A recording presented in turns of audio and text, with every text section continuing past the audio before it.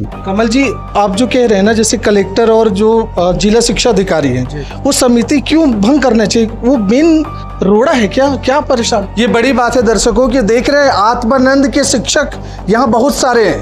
अब वही जगह जगह भटक रहे, गुहार लगा रहे। साहब, आपने गारंटी की बात करी, हमने आप पर भरोसा करा, कहाँ है गारंटी? अब दूसरी बात है, अब विवेकानंद स्कूल की पहल और शायद बहुत जल्दी आपको देखने को मिलेगा। अब उसके तहत क्या हो रहा है कि यदि प्रदेश के कोई भी कर्मचारी अधिकारी जो नियमित सेवा में है, ये लोग तो अभी संविदा में है, नियमित सेवा में है, उनके परिजनों को यदि आकस्मिक उनका जो है निधन हो जाता है एक्सीडेंट के दौरान, तो उनके परिवार को 1 करोड़ रुपए मिलेगा। ये हमारे फेडरेशन के पहल पर हुआ है। यदि सामान्य मौत भी हो जाए तो उनके आश्रित को 10 लाख रुपए मिलेगा। यही व्यवस्था हम चाहते हैं कि यहाँ पर समिति का एक व्यवस्था जो समाप्त किया जाए। शिक्षा विभाग में एक जो इसका हेड जो होता है, या हमारे जो नोडल अधिकारी के पास में जो एक अधिकार क्षेत्र जो है, उसके अंतर्गत उस नोडल अधिकारी के माध्यम से तमाम हमारे विभिन्न जिलों में, ब्लॉक तहसीलों में और राजधानी स्तर के तमाम जितने भी शालाएं हैं, वहाँ पर इन कर्मचारियों को संविदा के रूप में काम जरूर करें, लेकिन सीधे शासकीय मद से इनको भुगतान होना चाहिए। तो हमारी पहली मांग है इस सरकार से, आपके चैनल के माध्यम से, कि सरकार जो है ये जो समिति का जो कॉन्सेप्ट है, इसको सबसे पहले खत्म करे।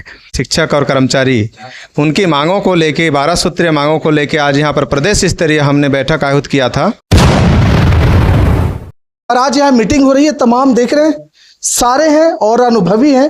इस मीटिंग में, इस बैठक में क्या निर्णय लिया है, इनसे ही चर्चा करते हैं। सर, आज का बैठक और क्या उद्देश्य रहा? आज हम छत्तीसगढ़ स्वामी आत्मानंद संविदा शिक्षक एवं कर्मचारी संघ, जो हमारे छत्तीसगढ़ में 403 अंग्रेजी माध्यम के विद्यालय चल रहे हैं और स्वामी आत्मानंद के 348 कुछ हिंदी माध्यम चल रहे हैं। 751 टोटल इस विद्यालय हैं। और उसके जितने हमारे जो साथी हैं शिक्षक और कर्मचारी, उनकी मांगों को लेके, 12 सूत्रीय मांगों को लेके आज यहाँ पर प्रदेश स्तरीय हमने बैठक आयोजित किया था।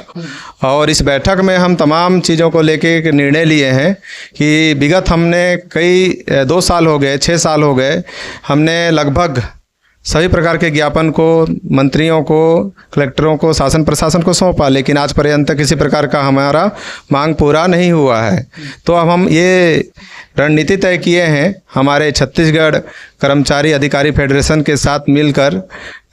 आज के मुख्य अतिथि हमारे कमल वर्मा सर जी रहे हैं और सभी के सानिध्य में हमने एक ये तय किया है कि आगामी अगर सरकार हमारी जो 12 सूत्रीय मांग है, उसमें मुख्य रूप से हमारा जो मांग है, जैसे समिति के द्वारा संचालन करना, भर्ती से लेके विद्यालय संचालन तक, तो उस समिति को भंग करने का हम मांग कर रहे हैं शासन से।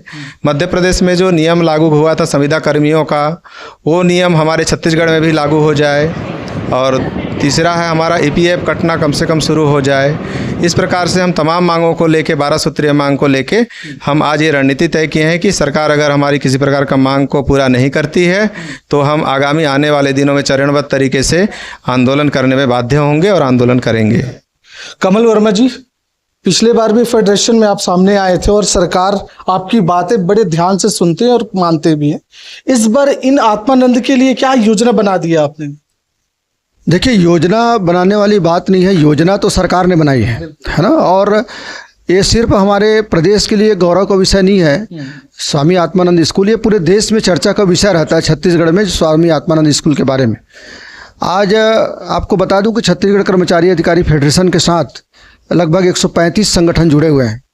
और जो छत्तीसगढ़ स्वामी आत्मानंद स्कूल के जो संगठन है, वो भी हमारे साथ में संबद्धता है।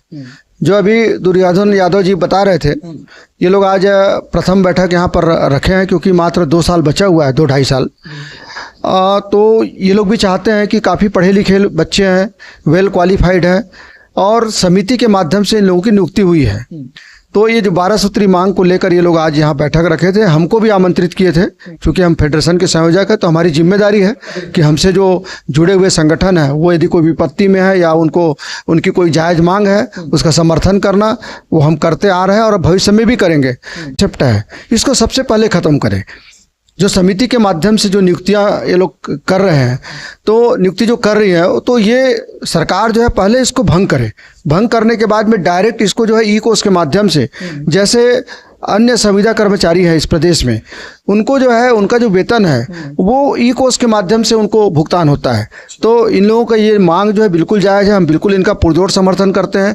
और दूसरी बात, हम जो है पूरे इस प्रदेश में जो मध्य प्रदेश में जो संविदा जो कर्मचारी अधिकारी है उनके लिए जो दिशा निर्देश जारी हुए हैं उसको हम यहाँ इम्प्लीमेंट कराना चाहते हैं। हमारी बात भी हुई मुख्यमंत्री से, हमने फेडरेशन की तरफ से ज्ञापन भी सौंपा है।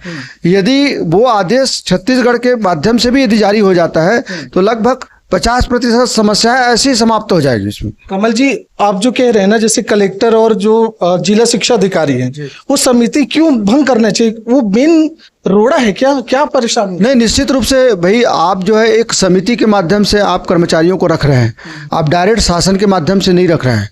मतलब समिति के माध्यम से पैसा का भी जो अलॉटमेंट भी आ रहा है वो समिति को आ है। हाँ, अब समिति के माध्यम, समिति के पास पैसा है तब इनको सैलरी मिलेगी, और समिति के पास पैसा नहीं है तो सैलरी भी नहीं मिल रही है। तो ये समिति वाला जो कॉन्सेप्ट है इसको पहले भंग किया जाए इसको, और डायरेक्ट जो है जिला शिक्षा अधिकारी जो है अपने अंडर में रखे। और यदि कमेटी बनानी भी है सरकार को तो शिक्षा विभाग के अंतर्गत जो है जिला शिक्षा अधिकारी के अध्यक्षता में कमेटी बनाए, और वो रजिस्ट्रार फॉर्म सोसाइटी में उसका पंजीयन ना हो, वो आदेश जो है शासन के माध्यम से समिति का निर्धारण जो है जो भी सदस्य होंगे वो शासन के माध्यम से निर्धारित हो, ऐसा हम मांग करते हैं। सर, ठेका प्रथा जैसा दिख रहा है आउटसोर्सिंग वाली, ये कितनी उचित है? सरकार ऐसे क्यों कर रही है आखिर? नहीं, ठेका प्रथा एक अलग व्यवस्था है और हम उसका फेडरेशन की ओर से हम विरोध भी करते हैं। संविदा का जो स्थान है, निश्चित रूप से संविदा का स्थान हमारे शासकीय कर्मचारियों के समान नहीं है, और सबसे ज़्यादा विपरीत स्थिति खास करके हमारे संविदा में जो स्वामी आत्मानंद के अंतर्गत जो रखे गए हैं इनकी स्थिति और अलग है, संविदा से कहीं अलग हटके। एक जो समिति की जो बात बार बार एक जो प्रश्नवाचक चिन्ह जो लगा रहा है, तो इसमें प्रश्नवाचक चिन्ह को खत्म करने की बात हम सरकार से हम कर रहे हैं।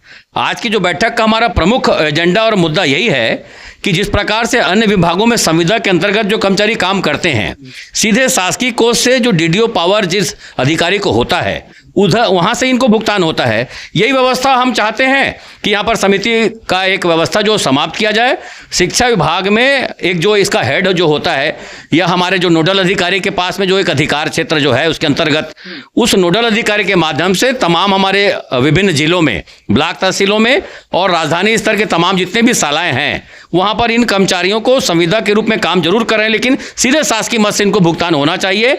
और जो हमारी 12 सूत्री जो मांग है, इस बात को लेकर सरकार इसमें विचार करे कि कहीं ना कहीं हम दक्षता के साथ में हम जो काम कर रहे हैं तो उस दक्षता के आधार पर हमको अपना अधिकार भी हमको मिलना चाहिए। सर, अभी आप लोगों ने 2 मिनट की मौन धारण करा है, क्या ऐसा कोई गारंटी नहीं कि बीच में किसी की, जैसे आप लोगों ने 3-4 लोग फोटो लगे, कुछ हो गया तो सरकार की ओर से कोई प्रावधान हो? कमल जी, देखिए, मैं आपको बताना चाहूँगा कि छत्तीसगढ़ कर्मचारी अधिकारी फेडरेशन के पहल पर लगभग हम लोग 3-4 महीने तक हमने काम किया है, और हमने सरकार के साथ में एक MOU कराया है।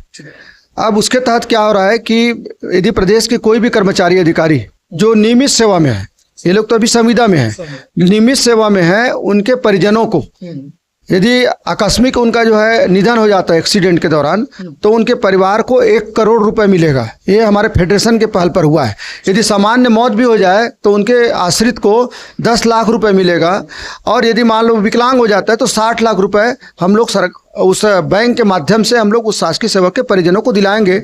हम ऐसी व्यवस्था भी, जैसे शासकीय सेवकों के लिए यदि 1 करोड़ की व्यवस्था है तो हम चाहेंगे कि जो बैंक वगैरह है उनसे हम लोग बात करेंगे, और कुछ ऐसी योजना है, वो योजना भी जो एक्सीडेंट दुर्घटना जो बीमा हमने लागू कराया है नियमित कर्मचारियों के लिए, वो इन लोगों के लिए भी कराया है, इसके लिए भी हम लोग पहल करेंगे। सर, एक आखिरी सवाल है, अभी सभा में मैंने सुना आत्मानंद की तरह विवेकानंद भी स्कूल खुलना है, इसकी आवश्यकता क्यों है कमल जी? देखिए, अब क्या, बहुत सारे चीज़ को हम लोग खुले मन से नहीं बोल सकते, समझते तो सब हैं।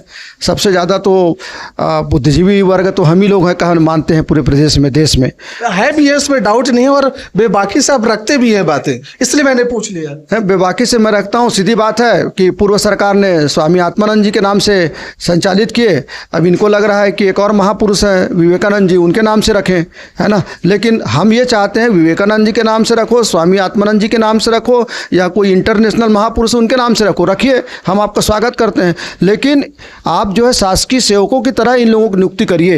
यदि इतने बड़े बड़े महापुरुषों का नाम अभी यूज़ कर रहे हैं तो आप इनको जो है न्याय भी दिलाइए। अच्छे अच्छे बच्चे यहाँ से पढ़कर निकल रहे हैं तो इनका नियमितीकरण होना चाहिए। जो शासकीय सेवकों को जो लाभ दिया जाता है वैसा इनको सारी सुविधाएं इनको मिले, हम ऐसी सरकार से मांग करते हैं। ये बड़ी बात है दर्शकों कि देख रहे हैं आत्मानंद के शिक्षक यहाँ बहुत सारे हैं। अब वही जगह जगह भटक रहे, गुहार लगा रहे। साहब, आपने गारंटी की बात करी, हमने आप पर भरोसा करा, कहाँ है गारंटी? अब दूसरी बात है, अब विवेकानंद स्कूल की पहल और शायद बहुत जल्दी आपको देखने को मिलेगा। यही शिक्षक की भविष्य कहाँ है, तैर रहे, पता ही नहीं है। अब उनको लेकर के सरकार जमीन पर आने वाली है। देखना होगा कि ये और वो दोनों में क्या अंतर है और कितने सफल होंगे। सरकार, छत्तीसगढ़ की सरकार जिस गारंटी पे बात करी है, निश्चित तौर पे दायित्व भी उनका बनता है कि उस पर खरा उतरे और रोजगार युवाओं को देने के लिए वे मजबूत कानून बनाए। सब लोग हैं टीम में, सबका प्रयास रहेगा, पर देखना यह भी होगा सरकार कितनी सुनती है। जी हाँ।